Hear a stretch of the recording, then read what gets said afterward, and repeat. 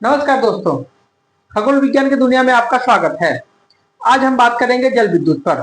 आपके घर पे विद्युत कैसे पहुंचती है, संक्षिप्त में देखेंगे। पहले यह देखते हैं कि जल से विद्युत कैसे प्राप्त किया जाता है। मानव समाज के विकास करने के लिए विद्युत की आवश्यकता होती है और विद्युत कई प्रकार से उत्पन्न किया जाता है, जैसे कि कोयला से, पेट्रोलियम से, प्राकृतिक गैस से और परमाणु ऊर्जा, नवीकरणीय ऊर्जा से विद्युत उत्पादन किया जाता है। लेकिन जो नवीकरणीय ऊर्जा है उसमें एक भाग है जिसको बोलते हैं जल विद्युत। जल विद्युत से विद्युत उत्पादन करने के लिए कोई भी प्रदूषण नहीं होता है, जैसे कि कोयला से, पेट्रोलियम से और प्राकृतिक गैस और परमाणु ऊर्जा से अगर विद्युत उत्पादन करते हैं, इससे विद्युत उत्पादन तो होता है, लेकिन के विद्युत उत्पादन के साथ साथ यह जल को प्रदूषण करता है, वायु को प्रदूषण भी करता है। लेकिन के यह जो जल विद्युत है वह किसी चीज को प्रदूषण नहीं करता है। इसी को कहते हैं नवीकरणीय ऊर्जा। नवीकरणीय ऊर्जा का मतलब क्या होता है कि कभी न खत्म होने वाली ऊर्जा। जल कभी न खत्म होने वाली ऊर्जा होता है। अब यह जो जल, आपको यह लगता है कि जल क्यों नहीं खत्म होता है, आपके अगल बगल जो कहीं पे स्टोर होता है वो भी खत्म हो जाता है। अगर हम मान लेते हैं कि पृथ्वी पर 1000 लीटर अगर जल है, न तो यह 1 लीटर कम होगा, न तो यह 1 लीटर अधिक होगा, ठीक। लेकिन कि एक स्थान से दूसरे स्थान तक यह प्रवाहित होता रहता है। जैसे कि आपके पास जो जल आता है वो एक चक्र की क्रिया में आता है। बारिश होता है, समंदर में जाता है, फिर बारिश होता है। वही प्रक्रिया है कि जल विद्युत उत्पादन करने के लिए डैम बनाते हैं। अब डैम में जल कहाँ से आता है, बारिश होकर के स्टोर कर लेते हैं। स्टोर करके वह नदियों के माध्यम से फिर समंदर में जाता है, फिर समंदर से आपके डैम में आ जाता है। इसीलिए कहा जाता है कि यह कभी न खत्म होने वाले ऊर्जा है। मनुष्य के विकास करने के लिए ऊर्जा अत्यंत आवश्यक होता है, जिस कारण से इसमें से ऊर्जा में एक सबसे पॉइंट का चीज है जल विद्युत ऊर्जा। विद्युत कैसे उत्पादन किया जाता है, पहले एक डैम बनाया जाता है। डैम के जस्ट बगल में ही टरबाइन बनाया जाता है। टरबाइन के बगल में जनरेटर रहता है। जनरेटर के ही बगल में क्या होता है, ट्रांसफार्मर होता है। उस ट्रांसफार्मर के माध्यम से हमारे घर तक विद्युत पहुंच पाता है। सबसे प्रथम प्रक्रिया है जो डैम बनाने की प्रक्रिया आती है। बड़ी बड़ी नदियों को बांध करके, बड़ी बड़ी नदियों को बांध करके क्या किया जाता है, यह एक डैम बनाया जाता है, जिसके डैम के जस्ट पीछे संचित जल होता है और उस जल को निकास करने के लिए एक विशेष द्वार बनाया जाता है। अब विशेष द्वार क्यों बनाया जाता है, क्योंकि कभी कभी ऐसा स्थिति आ जाता है कि वर्षा कम होती है। जब वर्षा कम होती है तो उसमें जो दरवाजे बनाए जाते हैं या गेट बनाए जाते हैं उसको बंद कर दिया जाता है, ताकि उसमें जल जो एकत्रित है वो एकत्रित ही रहे, ठीक। लेकिन कभी कभी ऐसे दशा आ जाती है कि बहुत ज्यादा मात्रा में बारिश होने के कारण डैम पूरा भर जाता है। अब डैम को पानी अगर नहीं निकाला जाता तो डैम वो टूटने के कगार पे आ जाएगा।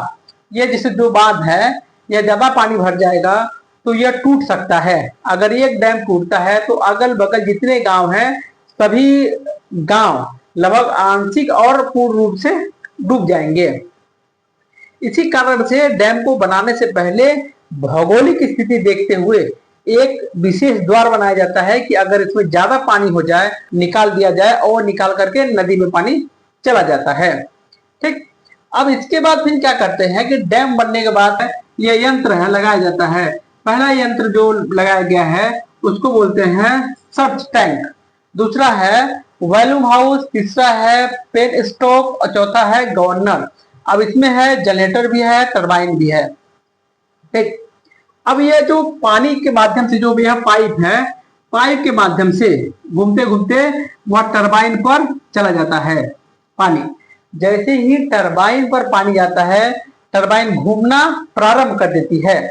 जब घूमना प्रारंभ कर जाती है तो टरबाइन से लगा हुआ है जनरेटर होता है, और जनरेटर की प्रवृत्ति होती है कि आप चाहे जल से आप घुमाओ या तो उसे आप किसी भी वस्तु से बस उसको घुमाओ, उसमें से विद्युत निकलने लगता है। अब किसी भी चीज घुमाओ, तो इसमें क्या होता है, टरबाइन के माध्यम से जल टरबाइन को घुमाता है, टरबाइन जनरेटर घुमाता है और यह जनरेटर निकल करके विद्युत निकलने लगता है और यह ट्रांसफार्मर के पास चला जाता है। इसको देखते हैं संक्षिप्त में। अब क्या होता है कि इसके बीच में जो लगा हुआ है एक डिवाइस जिसको बोलते हैं गवर्नर। गवर्नर एक ऑटोमेटिक डिवाइस होता है। इसका काम क्या होता है कि यह जो जनरेटर है, जनरेटर पर लोड कभी ज्यादा हो जाएगा, कभी कम हो जाएगा, कभी लोड ज्यादा हो जाता है, कभी लोड कम हो जाता है। तो यह गवर्नर क्या करता है, पानी के फ्लो को, जो जो वाटर प्रेशर होता है, वाटर के प्रेशर को कम या बेसी करता रहता है। जैसे कि अगर हम मान लेते हैं कि इस ट्रांसफार्मर में अगर कोई गड़बड़ी आ गई या तो डायनेमो में कोई गड़बड़ी आ गई, जब डायनेमो में कोई गड़बड़ी आ जाती है, जनरेटर डिस्टरबेंस होता है, अब यह तुरंत क्या करेगा, फ्लो को बंद करके या फिर कम कर देगा। इसके ऊपर क्या होता है, यह जो वॉल्यूम हाउस होता है, यह जल को पूरी तरह से कंट्रोल करता है। वॉल्यूम हाउस को अगर हम बंद कर देंगे, वॉल्यूम हाउस को, तो बंद करने के बाद क्या होता है कि जितना जल होता है सभी जल क्या हो जाए, डूब जाएगी और टरबाइन बंद हो जाएगा। ठीक है, या जल विद्युत उत्पादन करना बंद कर देगा। लेकिन ये क्या होता है कि यह अगर जनरेटर पर लोड ज्यादा होता है तो यहाँ से हैंडल घुमा करके यहाँ का पानी अधिक फ्लो में बढ़ा देंगे और यहाँ विद्युत उत्पादन ज्यादा होने लगेगा, मतलब एम्पियर वोल्ट ज्यादा आने लगेगी। अब यह पेन स्टोक क्या था, यह पेन स्टोक यह एक शक्तिशाली स्टील का पाइप होता है। इसी के माध्यम से जल या फिर वाटर जो पानी होता है वह टरबाइन पे जाता है।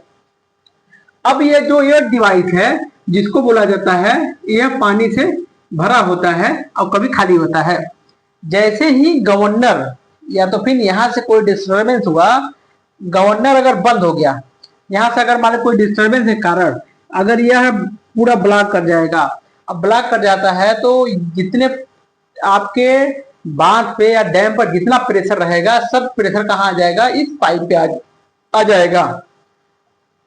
पूरे डैम का प्रेशर इस पाइप पे आ जाएगा और यह पाइप फटने का डर के कारण से यह डिवाइस लगाया गया है जिसको बोलते हैं सर्ज टैंक। अब यह सर्ज टैंक काम क्या करता है, जैसे ही गवर्नर बंद होगा वैसे ही क्या करेगा, यह पानी टैंक में चला जाता है, यह पानी टैंक में चला जाता है, जिस कारण से यह क्या होता है, इस पाइप का जो लोड है वह बढ़ जाता है। अब अगर दूसरी चीज होता है कि यह जो गवर्नर होता है वो डायनेमो के हिसाब से अगर चलता है, अगर मान लेते हैं डायनेमो अगर तेज चलने लगा तो इस डायनेमो इस टरबाइन पर पानी की आवश्यकता अधिक हो जाएगी।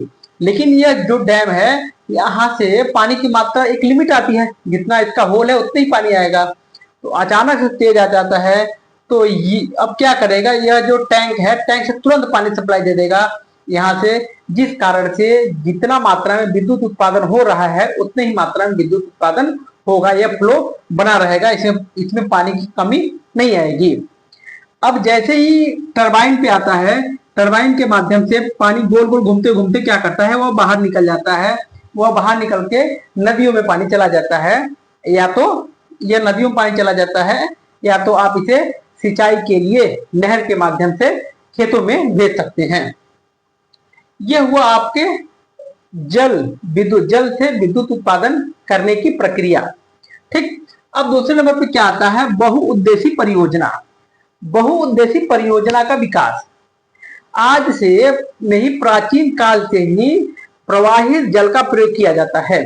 प्रवाहित जल का प्रयोग किया जाने का मतलब यह है कि जब से जनरेटर और टरबाइन का खोज नहीं किया गया था तब से ही, उससे पहले से ही प्रवाहित जल में आप एक लकड़ी के गोलानुमा टरबाइन बना करके, ठीक, और गोलानुमा टरबाइन बना करके उस प्रवाहित जल में रख देते थे और वह घूमने लगता था। वह शाफ्ट के माध्यम से उसे जो आपके जो पिसाई होता था या गेहूं को पीसना या तो फिर किसी भी चीज को तोड़ना कूटना काम किया जाता था, किसके माध्यम से, विद्युत के माध्यम से, सॉरी जल के माध्यम से। ठीक, लेकिन के 19वीं 20वीं सदी में जब जनरेटर और टरबाइन का जब खोज हो गया तब बहुउद्देशीय परियोजना बनाना प्रारंभ हो गया। ये जो बहुउद्देशीय परियोजना है, इसके नाम से ही प्रतीत हो रहा है कि जब परियोजना बनाया जा रहा है तो इसके नाम से ही प्रतीत हो रहा है कि इसका काम बहुत उद्देश्यों के माध्यम से बनाया जा रहा है। ठीक, जैसे कि मान लेते हैं डैम बनाया जाता है तो बाढ़ नियंत्रण हो जाता है, डैम बनाया जाता है तो विद्युत उत्पादन होता है, सिंचाई होती है, मत्स्य पालन होता है, परिवहन होता है, वगैरह वगैरह बहुत कुछ होता है। ठीक, अब यह देखा जाए कि भारत में सबसे ज्यादा या तो फिर सबसे बड़े परियोजनाओं में से कौन कौन है, तो भाखड़ा नागल परियोजना। जो भाखड़ा नागल परियोजना है वो हिमाचल प्रदेश पंजाब में सतलज नदी पर बनाया गया है, जिसमें से 1325 मेगावाट का विद्युत उत्पादन किया जाता है। दूसरे स्थान पे आता है टिहरी बांध परियोजना। यह उत्तराखंड में भागीरथी और भिलंगना नदी को बांध करके यह बनाया गया है, जिसमें 2400 मेगावाट विद्युत उत्पादन किया जाता है। तीसरे नंबर पे आता है सरदार सरोवर परियोजना। यह गुजरात में स्थित नर्मदा नदी पर बनाया गया है। जो सरदार सरोवर है यह गुजरात में स्थित नर्मदा नदी पर बनाया गया है, जिसमें से 1450 मेगावाट विद्युत उत्पादन किया जाता है। तीसरे नंबर पर आता है हीराकुंड परियोजना। हीराकुंड परियोजना उड़ीसा में स्थित है। उड़ीसा में प्रवाहित होने वाली महानदी, जिसको कभी जब हीराकुंड नहीं बना था तो उस टाइम उड़ीसा का शोक कहा जाता था। उड़ीसा का शोक क्यों कहा जाता था? जो महानदी है उड़ीसा में बाढ़ लेके आती थी। अब बाढ़ लेके आती थी, जब हीराकुंड परियोजना या बांध बनाया गया तो वह बाढ़ नियंत्रण हो गया। ठीक, जिस कारण से उड़ीसा का विकास होने लगा। जो हीराकुंड परियोजना है यह महानदी पर बनाया गया बांध है, जिसमें से 350 मेगावाट विद्युत उत्पादन किया जाता है। एक आता है रिहंद परियोजना। जो रिहंद परियोजना है, यह परियोजना उत्तर प्रदेश रिहंद नदी को बांध करके यह बनाया गया है। रिहंद नदी सोन नदी की सहायक नदी है और सोन नदी गंगा नदी की सहायक नदी है। रिहंद बनाया गया जहां पे 300 मेगावाट विद्युत उत्पादन किया जाता है। यह परियोजना को बनाने के लिए अब लाभ क्या होता है? यह परियोजना को बनाने के लिए लाभ क्या होता है? तो सबसे प्रथम लाभ प्राप्त होता है बाढ़ पर नियंत्रण। बहुउद्देशीय परियोजना को बनाने के लिए सबसे प्रथम उद्देश्य होता है कि बाढ़ पर नियंत्रण हो जाता है। पर्वतीय क्षेत्रों से चलने वाली नदियां जब मैदानी क्षेत्रों में प्रवेश करती हैं तो यह बहुत दूर तक फैल जाती हैं। अब वर्षा ऋतु में बहुत ज्यादा मात्रा में वर्षा होने के कारण मैदानी क्षेत्र, पर्वतीय क्षेत्र और शहर गांव में पानी बहुत दूर तक फैल जाता है, जिस कारण से बाढ़ की स्थिति पैदा हो जाती है। ठीक, वह पानी कहाँ चला जाता है? नदी के माध्यम से कुछ महीनों के बाद फिर समंदर में चला जाता है या फिर महासागर में चला जाता है। इसके बाद फिर वो व्यर्थ ही जाता है। अब इसमें क्या होता है कि जैसे ही हम नदियों पर भौगोलिक स्थिति को देख करके नदियों पर हम जब बांध बना देंगे तो वही जो पानी मैदानी क्षेत्रों में जब फैलता है तो वही पानी क्या होता है? रुक जाता है, जिस कारण से बाढ़ में नियंत्रण हो जाता है। दूसरा स्थान पे क्या होता है? सिंचाई की व्यवस्था। सिंचाई की व्यवस्था के लिए यह देखा जाता है कि वर्षा ऋतु में भारी मात्रा में वर्षा होती है तो आसमान से जब जल गिरते हैं तब यह मैदानी और गांव में और पर्वतीय क्षेत्रों में बहुत ज्यादा वर्षा होता है और यह वर्षा कहाँ चला जाता है? नदियों के माध्यम से महासागर में चला जाता है। अब जब ग्रीष्म ऋतु में वर्षा नहीं होता है, जब खेतों में पानी की आवश्यकता होती है तो आपके पास पानी नहीं रहता है, क्योंकि वर्षा ऋतु में ही वह पानी कहाँ चला गया है? वह नदी के माध्यम से महासागर में जाके विलीन हो गया है। अब क्या किया जाता है कि वह जो वर्षा ऋतु का जो पानी है उसे इकट्ठा करके हमने डैम बनाया, उसको इकट्ठा कर दिया। इकट्ठा जब कर लेते हैं जब ग्रीष्म ऋतु में किसानों को, देश के किसानों को जब पानी की आवश्यकता होती है तो इसी डैम से, नहर के माध्यम से हर एक किसान के खेत में पानी चला जाता है, जिस कारण से विकास में उन्नति आती है। ठीक, तीसरा पे क्या होता है, जल विद्युत उत्पादन। अब जल विद्युत उत्पादन करने के लिए डैम को पर्वतीय क्षेत्रों में ऊंचे स्थानों पर बनाया जाता है। अब ऊंचे स्थानों पर बनाया जाता है, अब भारत में जम्मू कश्मीर, हिमाचल प्रदेश, उत्तराखंड, सिक्किम और अरुणाचल प्रदेश और साउथ में कुछ ऐसे राज्य हैं जो पर्वतीय राज्य हैं, यहाँ पे ऊंचे स्थानों पर डैम बनाया जाता है। अब जिस कारण से डैम से पानी फ्लो करके नीचे आता है, जैसे हमने अभी बनाया कि कैसे विद्युत प्राप्त होता है, नीचे करके आता है टरबाइन के माध्यम से, तो टरबाइन से माध्यम से जनरेटर चलता है, तो वह विद्युत उत्पादन किया जाता है। ये कैसे होता है, डैम बहुउद्देशीय परियोजना के कारण ही होता है। अगला क्या होता है, मत्स्य पालन। मत्स्य या मछली पालन आप तभी कर सकते हैं जब आपके अगल बगल इर्द गिर्द तालाब, झरना, झील हो, तभी कर सकते हैं। अगर आपके यहाँ कोई भी एकत्रित जल का व्यवस्था नहीं है तो आप मत्स्य पालन नहीं कर सकते हैं। इसके लिए बांध सबसे उपयुक्त स्थान माना जाता है मछली पालन के लिए। ठीक, अब रोजगार का अवसर। अब रोजगार के अवसर के लिए हम आपको बता दें कि जब बांध बन रहा था तब भी व्यक्ति की आवश्यकता होती है। जब विद्युत प्राप्त हो रहा था, यंत्र को चलाने के लिए भी विद्युत के व्यक्तियों की आवश्यकता होती है, तो तब क्या होता है, रोजगार में अवसर मिलता है। इसको बोलते हैं स्थायी रोजगार में अवसर। स्थायी व्यक्तियों को रोजगार में अवसर मिलता है, क्योंकि हर एक काम करने के लिए व्यक्तियों की जरूरत है। क्या आता है, पर्यटक में बढ़ावा। जब पर्यटक में बढ़ावा मिलता है, क्योंकि पर्वतीय क्षेत्रों में जब डैम बना दिया जाता है तो लोग घूमने के लिए जाते हैं। अब उस डैम के अगल बगल जितने गांव होंगे, उनको पर्यटक जब जाते हैं तो वहां पे विकास होना प्रारंभ हो जाता है। अब यह जो जल परिवहन, जैसे कि मान लेते हैं कि एक जो डैम होता है वह बहुत दूर तक होता है, 15 किलोमीटर, 20 किलोमीटर, 25 किलोमीटर एरिया में फैला होता है। अब हम मान लेते हैं कि यहाँ पे क्या है कि एक यह डैम है, यह गांव ए है, यह गांव बी है। तो अगर हम यहाँ से घूम करके इस स्थान पे आएंगे तो आपको स्थल मार्ग से आना पड़ेगा, और स्थल मार्ग से आने के लिए आपको ज्यादा मात्रा में ईंधन की आवश्यकता होती है। अब अगर इसी बीच से अगर हम नाव के माध्यम से आए तो एक गांव से बी गांव तक परिवहन के कारण जुड़ जाते हैं। और परिवहन कैसे हुआ है, यह डैम के बनने के कारण हुआ है। इस डैम से निकलने वाले नहर 100 किलोमीटर को होता है, 50 किलोमीटर को होता है, तो उस नहर में क्या होता है, परिवहन एक स्थान से दूसरे स्थान तक चला जाता है।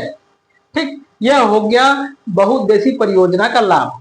बहुउद्देशीय परियोजना का क्या होता है, हानि क्या है, क्योंकि पृथ्वी पर जितने भी कार्य होते हैं उस कार्य के दो पहलू होते हैं, हानि और लाभ। तो कोई ना कोई अगर लाभ है तो उसके साथ साथ में हानि साथ साथ चलती है। तो पहला हानि देखा जाता है तो यह है भौगोलिक स्थिति पर निर्भर। डैम बनाने के लिए भौगोलिक स्थिति पर निर्भर अत्यंत आवश्यक होता है। अब भौगोलिक स्थिति पर निर्भर क्या होता है कि डैम को आप मैदानी क्षेत्रों में नहीं बना सकते, क्योंकि डैम को बनाने के लिए बहुत ऊंचा, बहुत मोटा मेड़ बनाना होता है, जो कि मैदानी क्षेत्रों में संभव नहीं है, जैसे कि उत्तर प्रदेश और बिहार में। अब अगर डैम बनाने के लिए भौगोलिक स्थिति का खोज किया जाता है, जैसे पर्वतीय क्षेत्रों में डैम बनाना उपयुक्त माना जाता है। इसीलिए इसमें कमी है कि हर जगह आप जल से विद्युत उत्पादन नहीं कर सकते। दोस्त, अगला पॉइंट आता है पर्यावरण पर प्रभाव।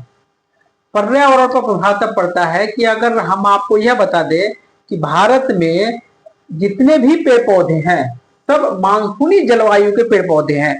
मानसूनी जलवायु का मतलब क्या होता है कि यह अल्प मात्रा में, कम मात्रा में पानी लेकर के अपना जीवन यापन करने वाले पेड़ पौधे होते हैं। ठीक, अगर यह एक क्षेत्र है यहाँ पे एक पर्वत है, यहाँ पे एक पर्वत है और यहाँ पे एक पर्वत है।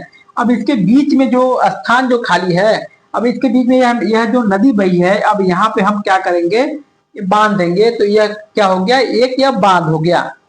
लेकिन के इस पर्वत पर, इस पर्वत या फिर इस खाली वाले स्थान पर जो पेड़ पौधे होंगे, जब यह पानी जब भर जाएगा तो यह जो पेड़ पौधे होते हैं, जो वन होता है, वह नष्ट हो जाता है। अब इस वन के साथ साथ इस वन जो पेड़ पौधे होते हैं उस पे निवास करने वाले जीव जीव भी क्या होते हैं, नष्ट हो जाते हैं। पेड़ पौधे नहीं रहा तो जीव भी नहीं रहेगा, वो भी नष्ट हो जाते हैं, जिस कारण से पर्यावरण पर प्रभाव पड़ता है। लास्ट क्या आता है, लोगों का पलायन। लोगों का पलायन क्या मतलब क्या होता है कि कोई भी बहुउद्देशीय परियोजना जब बनाया जाता है तो उसका जो उद्देश्य है, कई उद्देश्यों से मिलकर बनाया जाता है, जैसे कि सिंचाई के लिए, जल विद्युत के लिए, मत्स्य पालन के लिए, रोजगार के लिए और बाढ़ नियंत्रण के लिए बनाया जाता है। जब इतना उद्देश्य को बनाया जाता है तो उनका जो एरिया भी बहुत अधिक मात्रा में रहता है, जैसे कि 15 से 25 किलोमीटर एरिया में बनाया जाता है। जब 15 से 25 किलोमीटर में एरिया में जब बांध बनाया जाता है तो यह मान लेते हैं कि 15 से 25 किलोमीटर एरिया है, तो यहाँ पे कुछ लोग निवास भी करते हैं। ठीक, अब लगभग भारत में जितने भी गांव हैं सभी लोग कहीं न कहीं निवास करते हैं। जब डैम या बांध बनाया जाता है तो वहां से हट करके पलायन होना पड़ता है, वो भी कब, मजबूरी में होना पड़ता है, या तो फिर गवर्नमेंट के सख्त नियम है कि जब डैम बने तो आप वहां से हट करके कहीं और चले जाएं। पलायन होना कब होता है, मजबूरी में पलायन होना पड़ता है। यह डैम का हानि है। यह वीडियो आपको कैसी लगी, धन्यवाद।